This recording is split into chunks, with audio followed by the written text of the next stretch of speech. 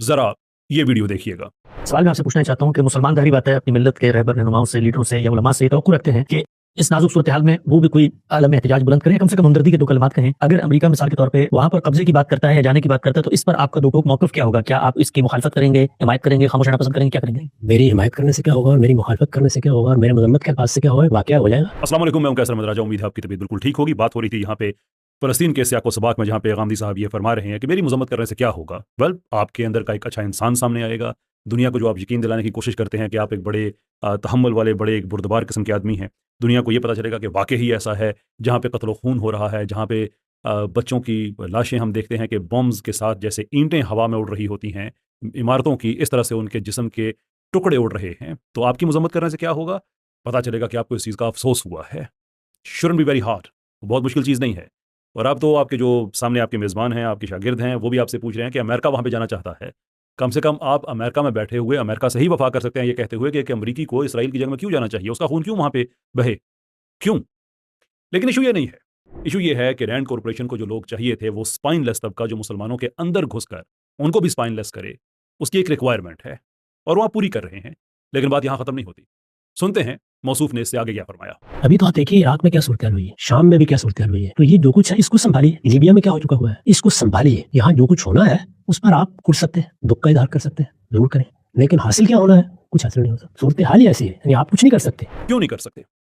This is the problem. मैं जो बार-बार कहता हूँ कि ये हमारे इंजीनियर साहब हो गए या गांधी साहब हो गए, ये जितना भी, जब मैं कहता हूँ रैंड कॉर्पोरेशन, तो कुछ हमारे भाइयों को बुरा भी लगता है। उन्होंने इसीलिए ही ये लोग मुंतखब किए हैं हमारी सोसाइटी में कि ये उम्मत को इस तरह से एक तरह का ट्रांसजेंडर टाइप बना दें कि भई कुछ नहीं हो सकता, आप कुछ नहीं कर सकते। वो क्यों नहीं कर सकते? फॉर व्हाट पॉसिबल रीज़न आप मुझे बताएँ कि मुसलमान कुछ नहीं कर सकते? Just give us one reason. एक रीज़न ऐसी बताएँ कि मुसलमान कुछ करना चाहे तो वो कुछ ना कर सके। को 80 लाख के लगभग फ़ौज हो, न्यूक्लियर पावर हो, एक वाइब्रेंट यूथ हो, बॉर्डर टू बॉर्डर कंट्री, एक आदमी जो अपने आप को स्कॉलर कहता है, उसका काम ये बनता है कि मुसलमानों, प्रेशराइज़ करो अपनी-अपनी हुकूमतों को इस चीज़ पे कि बराह रास्त अगर जंग में नहीं जाते, तो कम से कम इसराइल जिन ज़मीनी रस्तों से, जो मुसलमानों के इलाके हैं, जहाँ से उसकी तिजारत होती है, जो उन मुल्कों की हवा वो इस्तेमाल करता है, यानी कि जो एयर स्पेस है, जहाँ से उसकी हवाई तिजारत होती है, जिन मुल्कों के वो पानी इस्तेमाल करता है, भई ब्लॉक करो उसको। इज़्ज़त से जीना है, तो फिर ये नहीं हो सकता कि हम मार खाते हैं, उस वक़्त तक खाते हैं जब तक हम मर नहीं जाते, और हम रेज़िस्ट क्यों नहीं करें कि कहीं मर ना जाएँ? How thick does one have to be to understand this कि इसको रिवर्स करना हल है।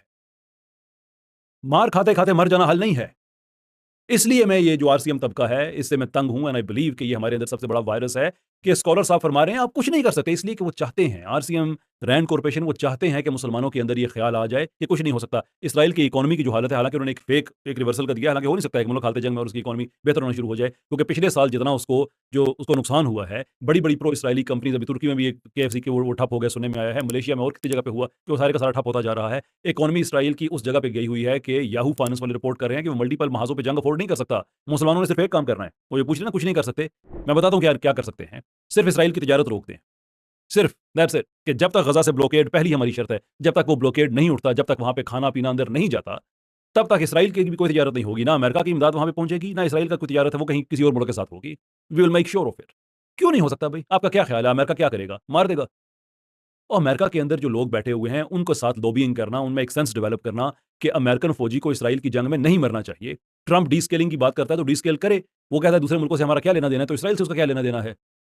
भाई लॉबिंग होती है ना, आम आवाम में आप जाते हैं, लॉबिंग फर्म्स होती हैं और वहाँ पे बड़ा स्ट्रॉन्ग ये रिजेंटमेंट पाया भी जाता है। को 1200 जगह पे ट्रंप के खिलाफ जो मुजाहरे भी हुए हैं अमेरिका में, वो जस्ट कैश इन होता है। अभी ये कोई, मैं कोई ऐसी बात नहीं कर रहा कि मैं कहूँ कि तलवार उठाओ और ये कर दो वो कर दो। मैं वो बातें कर रहा हूँ जो कि इंटरनेशनली दुनिया में की जाती हैं, लॉबिंग की जाती है, तिजारती वो अपना वो क्या कहते हैं, पाबंदियां लगाई जाती हैं। ऐसा ही अमेरिका करता है, ऐसे बाकी सारे करते हैं।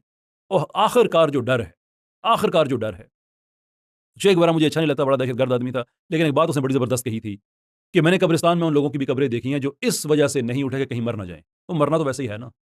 जो ये तरीका गांधी साहब का वही है कि वो तुम्हें आहिस्ता आहिस्ता मारते मारते मारते मार जाएंगे, तुम आगे से बिल्कुल कुछ नहीं कहना, तुम कुछ नहीं कर सकते, चुप करके मर जाओ तुम, चुप करके। और दूसरा तरीका ये है कि वो उठो, बताओ कोई अमेरिका ने जंग नहीं करनी है। अमेरिका ने दुनिया में 5 बड़ी जंगें लड़ी हैं दूसरी जंग अजीम के बाद, 4 में शिकस्त हुई है। पांचवी भी जो है वो भी बस बराए नाम पता है कि हवा हवा में थी। जो फर्स्ट इराक वॉर थी वो सारी बड़ी जंगों में हारता है। लोग तंग आए हुए हैं। 30 ट्रिलियन से डॉलर से ज्यादा उसकी जो कमिटमेंट, जो उसने कर्जा देना है, जो उसकी अंदरूनी कमिटमेंट्स हैं, वो डाले तो बात 80 ट्रिलियन तक चली जाती है, जो उसने वेलफेयर की जो उसकी कमिटमेंट्स हैं। अमेरिका तंग आया हुआ है। अमेरिका की इकोनॉमी इस वक्त बड़े बुरे तरीके से सफर कर रही है। उस on top of that Trump ने पूरी दुनिया को टेक ऑन किया है। जो टैरिफ वॉर है, उस बेवकूफ को यह समझ नहीं आ रही कि ट्रंप के पास के सामने पूरी दुनिया है जिससे उसने जंग करनी है, और पूरी दुनिया के सामने सिर्फ ट्रंप है। एक बंदा, एक मुल्क, कोई मसला नहीं है, वो उसको एड्रेस कर लेंगे। अजीब बेवकूफ लोग हैं। बजाय इसके कि उम्मत को बताएं कि इस वक्त आपके स्ट्रॉन्ग पॉइंट्स क्या हैं, वो कह रहे हैं नहीं, चुप करके मार खाओ और मर जाओ, यही तुम्हारा हल है।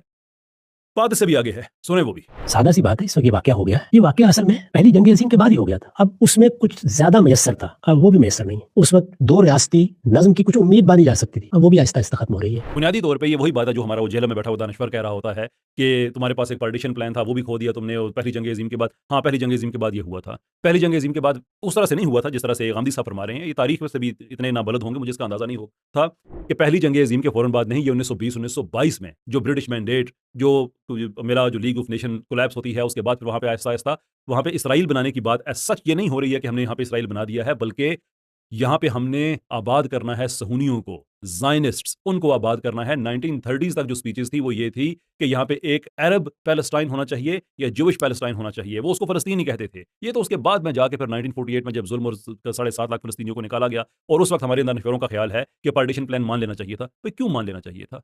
वजह, आपके तो एक प्लॉट पे आके कब्जा कर ले अगर, तो आप लोग पीछे नहीं हटते, आखिरी खून का कतरा तक लगा देते हैं, तो अपनी ज़मीन सारी दे देते फ़लस्तीनी कि हाँ ठीक है, ये आपका हुआ। और फिर उसके बाद कोई इंसान इंटरनेशनल रिलेशंस कोई पढ़ लेता है, कोई थ्योरी पढ़ लेता है, जो इन लोगों का जो ज़ायनिस्ट थ्योरी है उसको पढ़ लेता है। जो जितने भी अकॉर्ड्स हुए हैं वो इब्राहिमिक हों, सब जितने भी हुए हैं, ओस्लो, सब के पास अनडिनाएबल उसके बाद जो एविडेंस है वो ये है कि इसराइल ने जानबूझ के वो सारे तरीके इख्तियार किए जिससे टू स्टेट सोल्यूशन ना हो सके। असल में तो ये कह रहे हैं ना कि टू स्टेट सोल्यूशन बन जाना चाहिए तो मुसलमान मान जाते। सारे का सारा डॉक्यूमेंट है कि इसराइल ने खुद, उसने वादे किए थे कि वो सेटलमेंट्स नहीं बनाएगा, उसने बनाए। उसने वादे किए थे कि लोगों को मगरबी किनारे में घरों से नहीं निकालेगा, उसने निकाला। एक एक करके उसने सारे वो काम किए कि टू स्टेट सोल्यूशन कभी हो ना सके, इसलिए कि उसने टू स्टेट सोल्यूशन कभी एनविजन ही नहीं किया। उन्होंने एक ही देखा पहले दिन से आखिरी। तो उसके जो जवाब है वो मुसलमान क्या दे सकते हैं? जो 48 में क्या दे सकते थे, 50s में क्या दे सकते थे कि नहीं भाई अगर तुम बाहर से आके तुमने कब्जा कर लिया तो हमने अपना वतन आजाद कराना है। इट्स दैट सिंपल, इतनी सी बात है। लेकिन आरसीएम हो और वो फिर इस तरह की बातें ना करें, लोगों को गुमराह ना करें, ये कैसे हो सकता है? लेकिन बात यहां भी खत्म नहीं हुई, मजीद सुनिए। इस हादसे पर लोगों को बताया जाए कि वो अपने अमाल पर गौर करें और देखें कि उन्होंने जो लाए अमल या उनकी मजहबी क़यादत ने इख्तियार किया वो किन दर्दनाक नताइज तक पहुंचाने का जरिया बन गया है। एक पूरी कौम की नस्ल खुशी हो रही है, उसको उसके वतन से बिलजबर अब बेदखल करने के मंसूबे बन रहे हैं। यहाँ तक नौबत पहुंचाने में दुनिया ने तो ये करना था, यहाँ तक नौबत पहुंचाने में देखना चाहिए हमारी मजहबी क़यादत का क्या किरदार है। मेरे ख्याल में ये ज्यादा बड़ा अलमिया है जिस पर गुफ्तगू होनी चाहिए। मजहबी क़यादत नहीं, मतलब वो कैसे हम छोड़ सकते हैं मजहबी क़यादत? आखिरकार तो क्या किया मजहबी क़यादत ने? हमारा तो शिकवा है कि मजहबी क़यादत को पूरी ताकत से उठना चाहिए था across the Muslim world. Across the Muslim world के इनफ इज इनफ भाई। जो वहां पे हो रहा है काबिल कबूल नहीं है, हमने वो जगह वापस लेनी है। मुसलमानों की जगह है, वापस लेनी है। और मुसलमानों की जगह बाय लार्ज कहते हैं वहां पे जो जो यहूदी फ़लस्तीनी है उनके लिए भी जगह वापस लेनी है। जो ईसाई फ़लस्तीनी है उसके लिए भी जगह लेनी है। 10% वहां पे तकरीबन पाए जाते हैं ईसाई फ़लस्तीनी, उनके लिए भी जगह वापस लेनी है। जो वहां पे यहूदी फ़लस्तीनी पाए जाते हैं, जिनको टोरा जूस कहते हैं, वो अपने आप को ऑर्थोडॉक्स कहते हैं, जो इसराइल को ज़रे से मानते ही नहीं है, वो कहते हैं ये जुल्म कर रहे हैं यहाँ के फ़लस्तीनियों पे, उनके लिए भी ज़मीन वापस लेनी है। हमें तो उनसे ये तवक्को थी। ये साहब क्या कह रहे हैं? ये कह रहे हैं कि वो जो थोड़ा बहुत उन्होंने किया ना, उसके नतीजे में फिर ये हुआ कि तुमसे सारी की सारी ज़मीन। ओ भाई, मुसलमानों की मजहबी क़यादत का कोई बीच में कोई लेना देना था? अमेरिका ने उससे पूछ के किया हुआ था, इसराइल ने उससे पूछ के किया हुआ था।